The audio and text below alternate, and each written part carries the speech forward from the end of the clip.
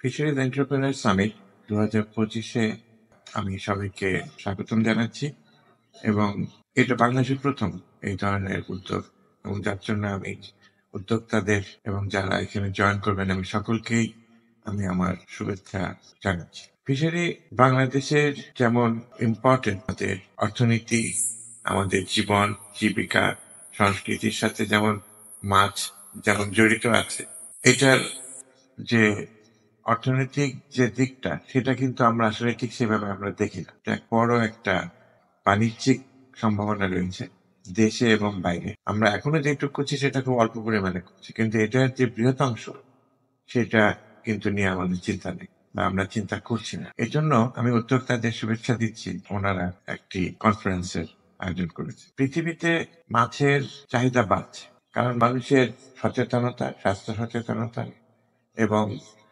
মানুষের খাদ্যাভ্যাস পরিবর্তন এবং আমাদের যে নির্ভরশীলতা, পানির জলজ প্রাণীর উপরে নির্ভরশীলতার কারণে আমরা কিন্তু বেড়ে যাচ্ছে দিন দিন, যার কারণে আমরা উৎপাদন বাড়াতে হচ্ছে। আর তৃতীয় বিশ্বের কথা যদি বলি, পৃথিবী ছাড়াও বিশেষ করে বাংলাদেশে আমাদের খাদ্যের যে প্রোটিন বা নিরামিষ স্বাদ পাশাপাশি যে আমরা যে প্রোটিন খাবো বা আমিষের যে ব্যবস্থা সেটা কিন্তু মাছের মাধ্যমে আসবে। কেননা আমাদের যে স্থলভাগ সেটা কিন্তু মানুষের জন্য আমরা ব্যবহার করব, আমাদের বাসস্থান, আমাদের এগ্রিকালচার প্রোডাক্ট যেটা শাক সবজি এগুলো উৎপাদনে ব্যবহার করব এবং চারণভূমি হিসাবে গরু বা ছাগলের জায়গাটা হয়তো কমে যাবে ভবিষ্যতের জনগণের জন্য বা আমাদের এই নাগরিকের জন্য, সেটা কিন্তু আমরা পাবো।